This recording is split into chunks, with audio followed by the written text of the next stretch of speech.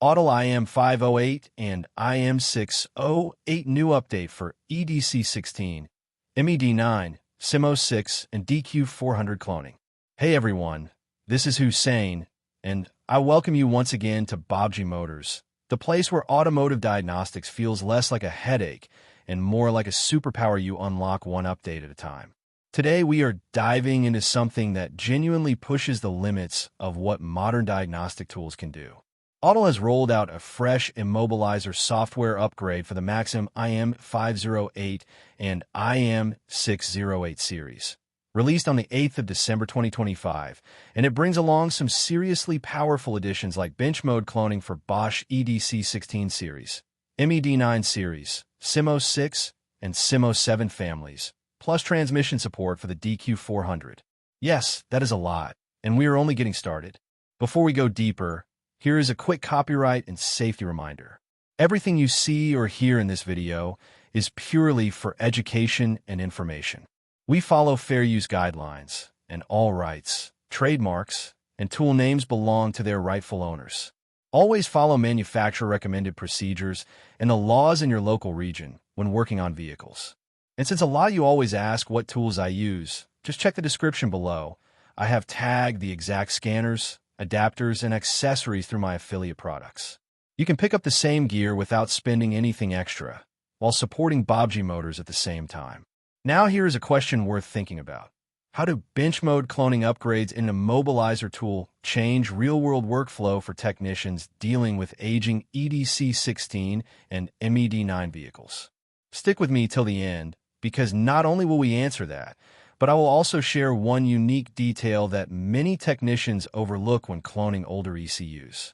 So, Autel's newest version, labeled V2.51 for the Volkswagen immobilizer system, marks one of the biggest expansions the IM508 and IM608 series have seen in recent years. Instead of small tweaks or bug fixes, this update dives deep into some of the most widely used engine control units found across Volkswagen Group vehicles from the mid-2000s to the early 2010s.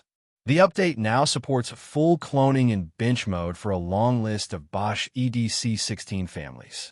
And instead of listing them as a table, let us break it down naturally.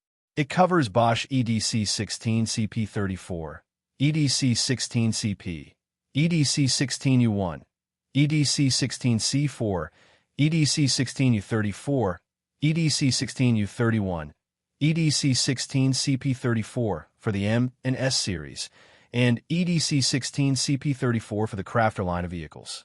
In simple terms, whether you're working on older diesel Volkswagens, Skodas, or Crafters, you now get the power to clone these ECUs entirely on the bench, including both the flash memory and the EEPROM data. For technicians who frequently handle immobilizer mismatches, water-damaged ECUs, or dead modules, this instantly removes hours of troubleshooting.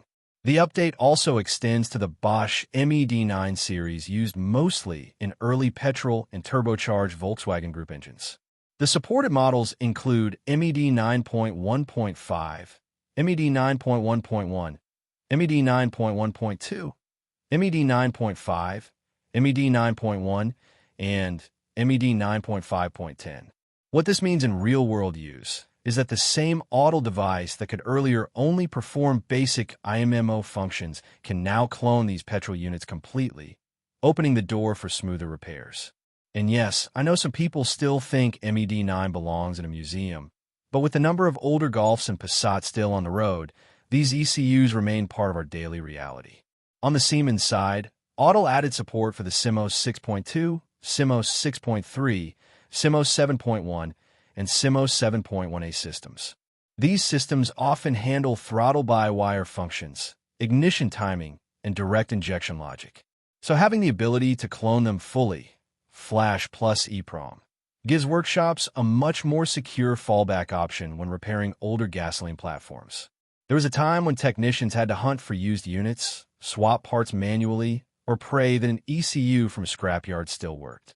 Now, with bench mode cloning, the procedure becomes predictable, repeatable, and way faster. If only life were that easy outside diagnostics too.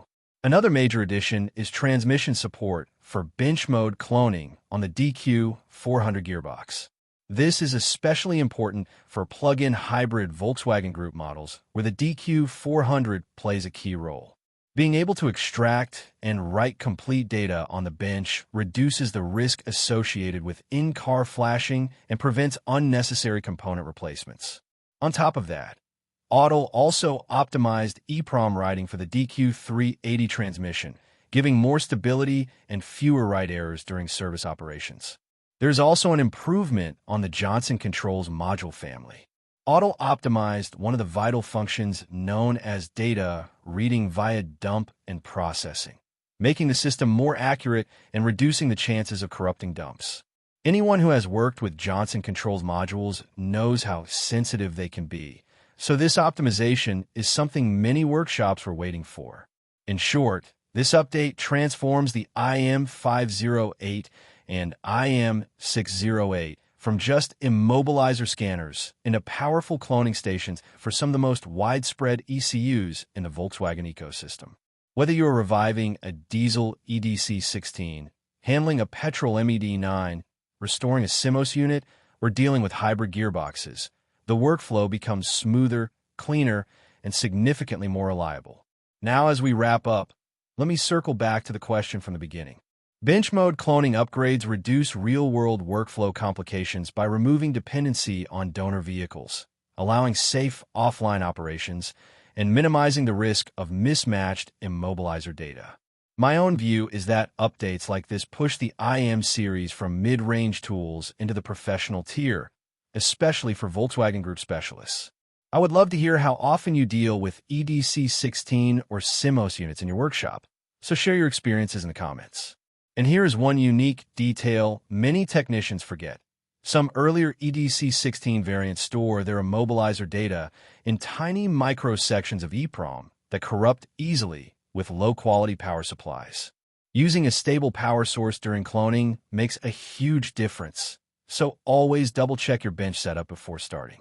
If you enjoyed this breakdown, help Baabji Motors keep growing by hitting that like button with a target of 10,000 likes, dropping a comment to help us reach 1,000 comments, hyping the video, and subscribing for more in-depth diagnostic content.